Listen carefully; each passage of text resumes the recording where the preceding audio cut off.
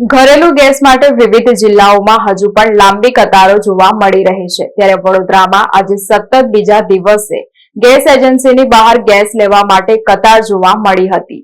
એક તરફ વહીવટી તંત્ર દ્વારા પૂરતો જથ્થો હોવાનું જણાવવામાં આવી રહ્યું છે, તો બીજી તરફ ગેસ સિલિન્ડર મેળવવા માટે લોકો લાંબી લાઈનો લગાવી રહ્યા છે.